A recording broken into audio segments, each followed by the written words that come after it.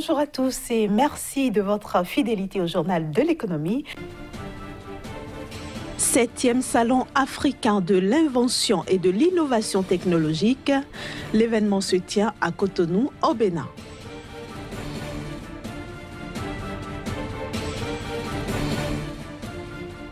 Les États-Unis apportent leur soutien au développement de l'Égypte. C'est à travers 200 millions de dollars d'investissement.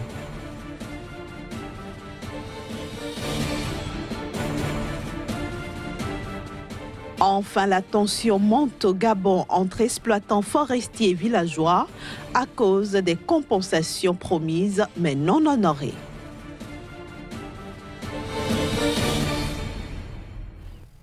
Le Bénin accueille cette semaine la 7e édition du Salon africain de l'invention et de l'innovation technologique.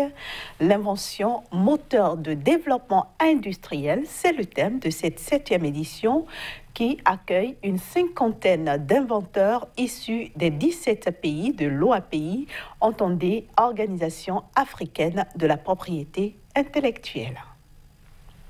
La 7e édition du Salon africain de l'invention et de l'innovation technologique met en lumière à Cotonou au Bénin un florilège des créateurs, inventeurs et innovateurs de l'espace OAPI. La démarche consiste à montrer le génie des ressortissants des 17 États membres de l'Organisation africaine de la propriété intellectuelle pour, à terme, créer un marché de l'invention et de l'innovation technologique. À ma droite, vous avez une décortiqueuse de l'anacarde. Nous avons inventé cette machine qui a une capacité de produire 30 kg par heure. Ce n'est pas le seul prototype, il y a un second prototype qui est électrique. Sa capacité pendant 1 heure, c'est de 1 tonne. Oui, c'est un dispositif qui produit l'énergie électrique de façon autonome, sans carburant et sans une autre source d'énergie externe, non polluant.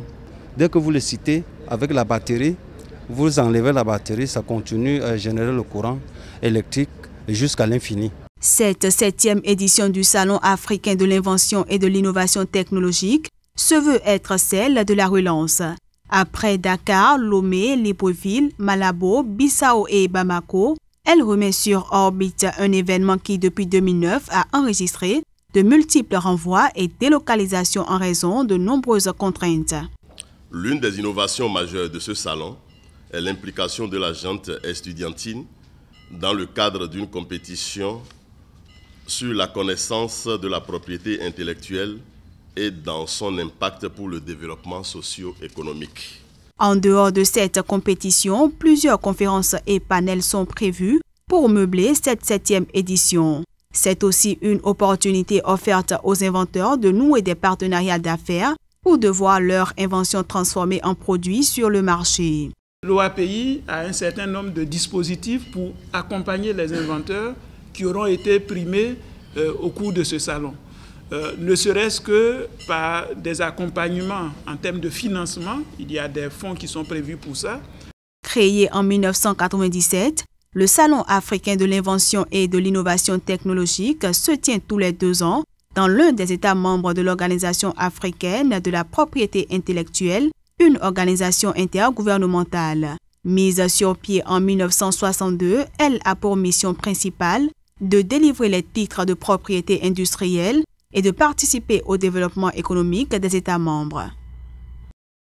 Les présidents du Nigeria et du Bénin ont inauguré un nouveau poste frontière à Sema pour faciliter le déplacement des personnes et des biens entre les deux pays.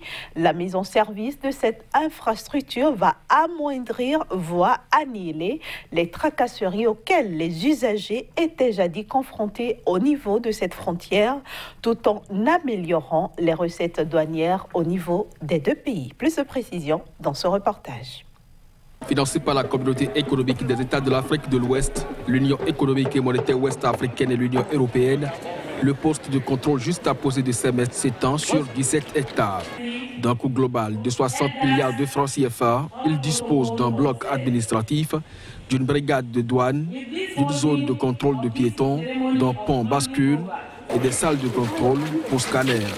Sa construction entre dans le cadre du programme régional de facilitation des transports et transit routiers et permet de rapprocher les douanes nigérianes et béninoises. Le rapprochement de nos administrations frontalières dans ce même espace et leur connexion l'une à l'autre contribueront à améliorer leurs performances respectives et au confort de la circulation des personnes et de leurs biens.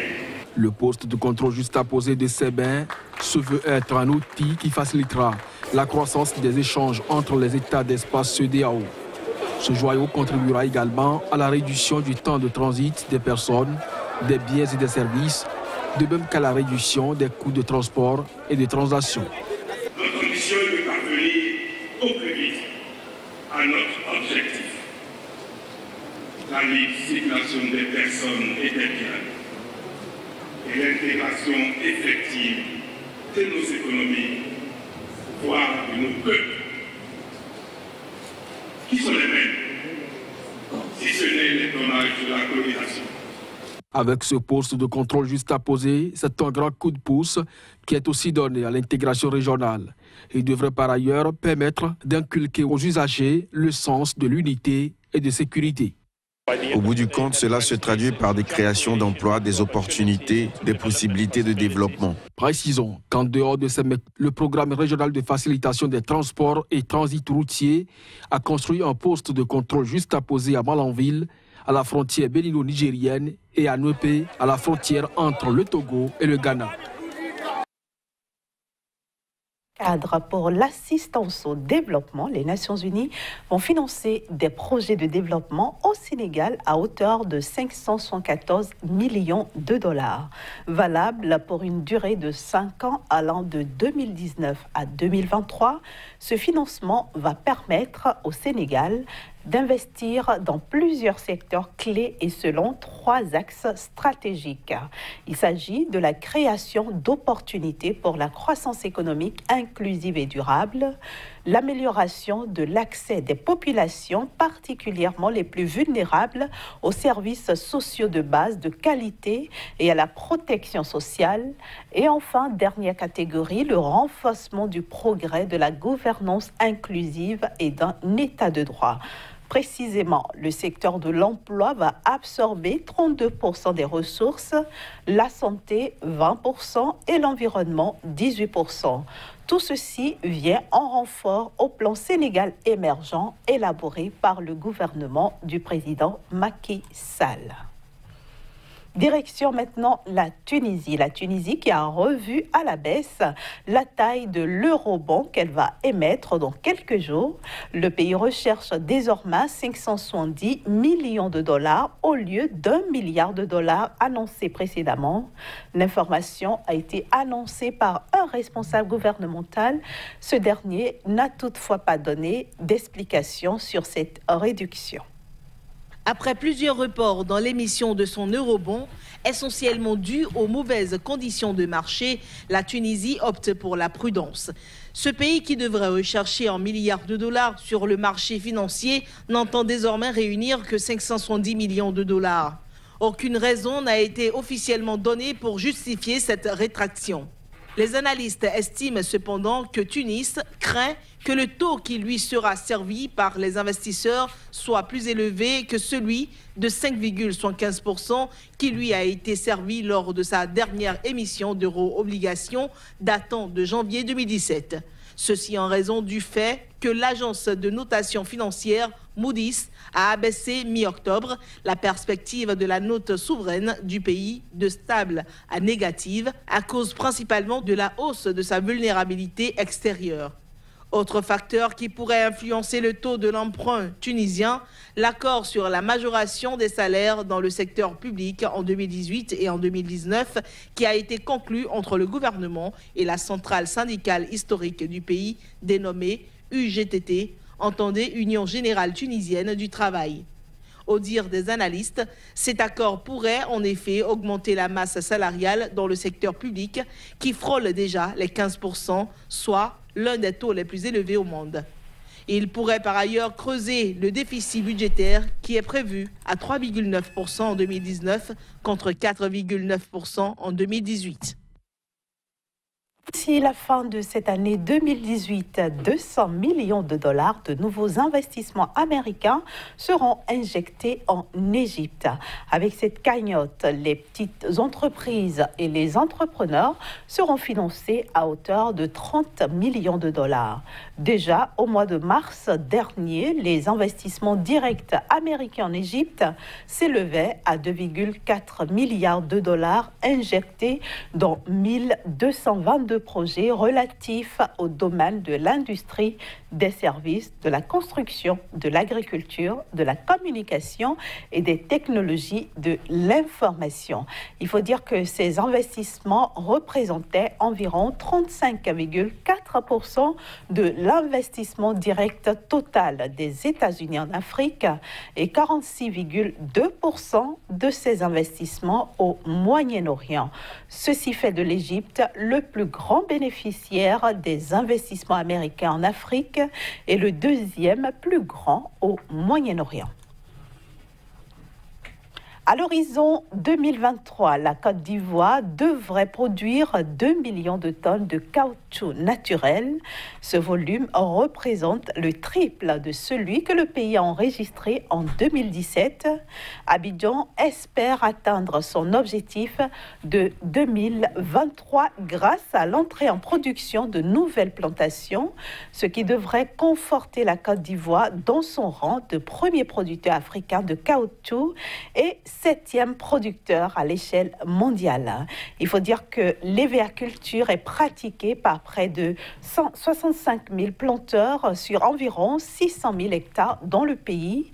La filière a réalisé un chiffre d'affaires de 495 milliards de francs CFA en 2017. Dernière destination de cette édition, le Gabon. Le Gabon où la tension monte entre exploitants forestiers et villageois. Ces derniers qui sont dépossédés de leur forêt ancestrale dénoncent les entreprises exploitant le bois, lesquelles entreprises ne respectent pas, selon ces villageois, les compensations promises. Un barrage de fortune au milieu de la route fait de rondins de bois. Ces villageois manifestent contre une compagnie forestière. Dans ce village du nord du Gabon, la forêt est exploitée par une grande entreprise asiatique, mais aucune aide au développement n'a été versée. Les habitants sont en colère. Lorsqu'une société va dans un village, il y a un cahier de charges. Et dans ce cahier de charges, nous avons demandé la construction d'une école et d'un centre de santé. Mais jusque-là, la société n'a pas encore réagi. Depuis 2014, la loi gabonaise demande aux sociétés impliquées dans l'exploitation des forêts de financer des projets décidés par les populations locales. L'objectif est de dédommager les villageois qui perdent un accès à la forêt pour notamment cultiver et chasser. L'idéal aujourd'hui, c'est que les sociétés forestières, n'est-ce pas, respectent ce qui leur a été dit. Lorsque quelqu'un a bénéficié d'un permis d'occuper, des parents d'exploitation. Alors qu'est-ce que les sociétés forestières doivent faire? S'entendre avec les populations. On exploite et derrière ça, il faut que les populations puissent avoir des retombées de cette exploitation. Les compagnies justifient leur retard en condamnant les lenteurs administratives pour la validation des projets, ainsi qu'un manque de moyens. Nous sommes encore en pleine installation. Nous n'avons pas encore atteint la vitesse de croisière pour pouvoir produire et ristourner suffisamment au bénéfice des villageois. Le Gabon accueille plus de 150 opérateurs forestiers et le secteur représente 4% du PIB avec un investissement croissant de l'État pour une industrialisation de la filière bois. Mais la corruption rampante dans le secteur et le manque de retombées économiques risquent d'envenimer les relations entre les villageois et les entreprises pour de nombreuses années. Bon, merci de nous avoir suivis. Merci aussi de votre fidélité à Sika. À très bientôt.